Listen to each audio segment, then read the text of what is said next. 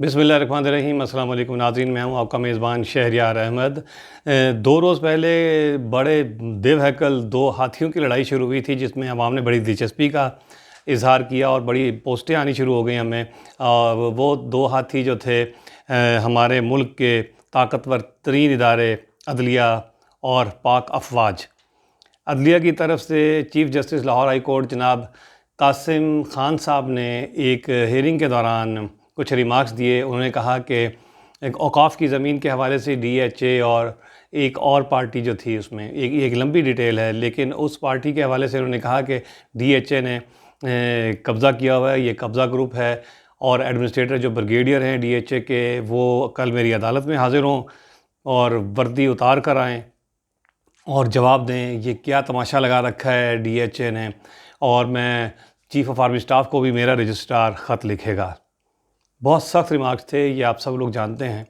ये उसी तरह का एक ज़हर था जैसा कि नाज़रीन ज़हर जस्टिस सेठ वक़ार ने ग़ालिबन उगला था जब मुशर्रफ के सज़ा के दौरान उन्होंने कहा था कि इनको डी चौक पर जो है वो लटकाया जाए। तो पाक फ़ौज के ख़िलाफ़ बहुत सारे लोगों के रिज़र्वेशंस हैं, गिले शिकवे हैं, नाराज़गी है, लोग सोशल मीडिया पे भी इज़हार करते हैं। लेकिन जिस तरीके के साथ कासिम खान साहब ने ये गुफ्तगू की, उससे एक मौका मिल गया बैरून ममालिक लोगों को, क्योंकि चीफ़ जस्टिस साहब आपका एक बहुत मर्तबा एक बड़ा मकाम है और आप के मुंह से निकली हुई हर बात जो है वो कोट होती है अखबारात में, मीडिया में। इस हवाले से फिर जिन रिटायर्ड जनरल अमजद शुएब आए मैदान में और उन्होंने फिर आपके हवाले से कुछ बातें की। उन्होंने कहा कि आपने बाज़ारी ज़ुबान इस्तेमाल की है और ये आपको ज़ेब नहीं देती, और आपको बताया कि आपकी अदालतों से कैसे इंसाफ मिलता है लोगों को। उन्होंने कोई इनडायरेक्टली ताने दिए हैं अदलिया को। कासिम खान साहब चीफ़ जस्टिस साहब, ये थोड़ा सा सख्त रिमार्क्स थे, लेकिन थे ठीक थे। एक हिसाब से देखा जाए तो ये एक आवाम की जो है तर्जमानी हुई इस हवाले से। लेकिन चूँकि आपके ओहदे, जैसे मैंने कहा कि मर्तबे के ख़िलाफ़ थी ये बात। अच्छा, अब जो उन्होंने मैसेज दिया आगे से, उन्होंने कहा कि मेरे एक्स सर्विसमैन जो हैं लाखों की तादाद में, उन्होंने कहा कि लाहौर हाई कोर्ट के बाहर जाके धरना देते हैं, तो मैंने उनको रोक दिया। फ़ौजियों में बेचैनी पाई जाती है, वो मुझसे सवाल पूछते हैं, मैंने उनको जवाब देना होता है।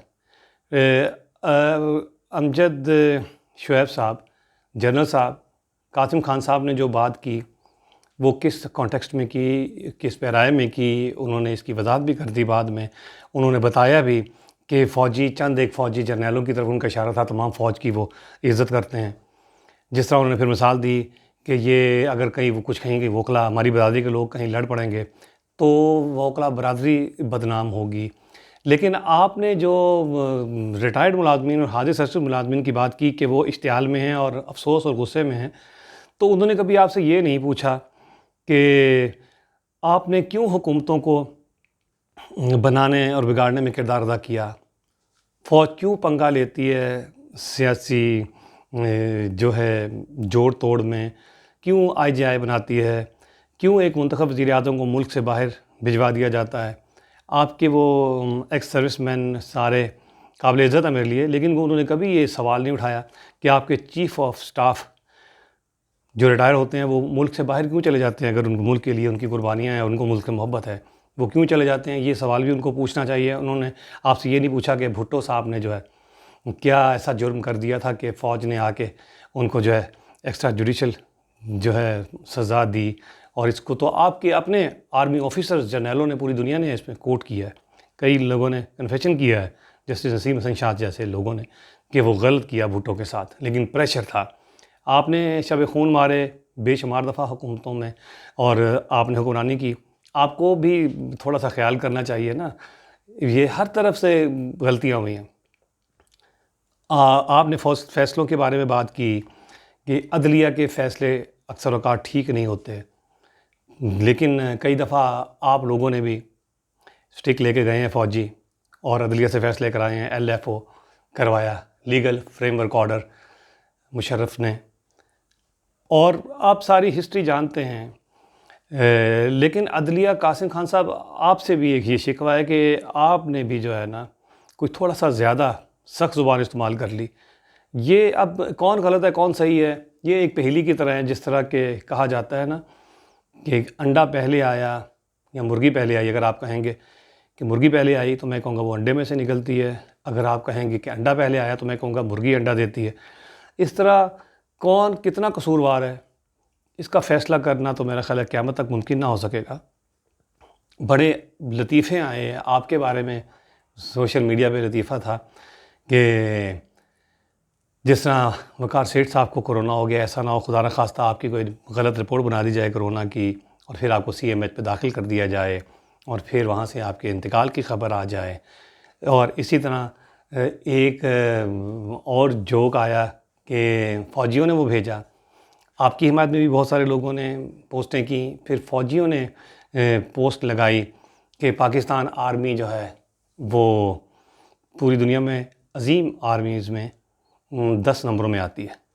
اور آپ کے بارے میں کہا کہ آپ 128ویں نمبر پہ آتے ہیں انصاف کے حوالے سے، دنیا میں انصاف دینے کے حوالے سے.